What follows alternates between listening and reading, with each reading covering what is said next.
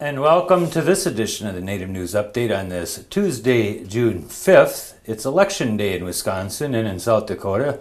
And I am your host for today's program, Paul DeMain. Many of the stories read here can also be found at our website at IndianCountryNews.com. And here are some of the news stories for the day from the Associated Press and other Native news sources. The president of the Oglala Sioux tribe said June 4th, a young tribal member recently passed away from an illness caused by a virus that's carried by rats and mice. Pine Ridge Indian Health Service administrators told Tribal President John Yellowbird Steele that the girl died from Hantavirus. People can get Hantavirus through contact with infected rodents or their waste or the dust that comes from the waste. The disease can cause respiratory failure. The girl's death represents the first known case of Hantavirus on the Pine Ridge Reservation. The Centers for Disease Control says Hantavirus was first detected in the United States in 1993. Through early March, there were some 587 reported cases of the disease in the United States, including 16 in South Dakota and 12 in North Dakota. A lawyer for dozens of people beaten or arrested by state police during a protest on the Onondaga Indian Nation 15 years ago says New York has agreed to pay them nearly $3 million to settle a lawsuit. Terrence Hoffman tells the Post-Standard of Syracuse the state and another lawyer representing others in the lawsuit have agreed to settle the case for just under $3 million. Hoffman represents about half of the 98 people involved. He says the settlement won't be final until all plaintiffs sign it. Troopers and more than 100 protesters, mostly American Indians, clashed on May 18, 1997 on Onondaga land just south of Syracuse. The lawsuit accused troopers of using excessive force and breaking up a peaceful protest. State officials said they're not commenting on the settlement. The Justice Department says it will be monitoring South Dakota's primary election vote today in Shannon County on the Pine Ridge Indian Reservation there. The agency says it'll be checking to make sure federal voting rights laws are being obeyed. They prohibit election discrimination based on race, color, or inability to speak English. The Justice Department says Shannon County has to provide language help for any American Indian voters in the county who may need it or ask for it. In a statement, the Justice Department says it will also be monitoring elections in Wisconsin, California, and New Mexico this Tuesday to ensure compliance with federal voting rights. The small Oklahoma tribe that's working to open a casino in Broken Arrow has enrolled the owners of the land and argue that the move should clear the way for the casino to be built.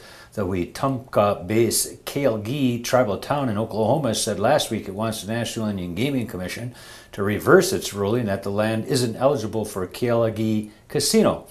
The Tulsa World reports the land was under the Muskogee Creek Nation, but the Kalegi say the landowners, Sister Marcella Giles and Wanema Caps, are now enrolled in the tribe.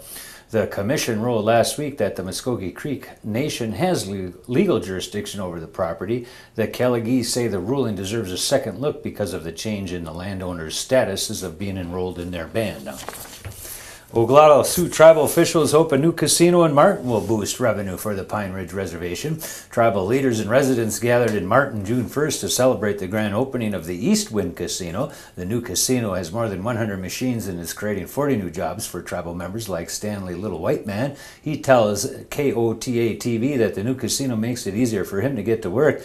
Before he was traveling some 85 miles from his home to the Prairie Wind Casino, just west of Oglala there, he says, but now he has more time to spend at home and his family since the new casino is closer. 4 groups petitioned the Minnesota Supreme Court last week to remove from the November ballot a proposed constitutional amendment requiring voters to present photo IDs at the polls, saying the language that voters will see doesn't accurately describe the amendment.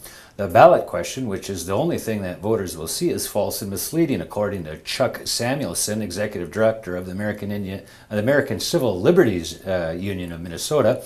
He also said it could effectively end Minnesota's system that allows voters to register at the polls because it would be impossible to verify their identities against other records in time. Also joining in the petition are the League of Women Voters of Minnesota, Common Cause Minnesota, Jewish Community Action, and 5 individual Minnesota voters. They include a 92-year-old nun, a combat medic who will be still deployed in Afghanistan with the Wisconsin National Guard, come election day, and a member of the Lakudere Band of Ojibwe who uses a tribal ID, and 2 college students. They all say they fear their voting rights will be weakened by the photo ID requirement. And keep your ears and eyes open for those election results from that big recall election in Wisconsin that's going on right now. We'll have all that and more tomorrow, and that is another roundup of news from Indian Country on this edition of the Native News Update. Miigwech for joining with us, and come back many times.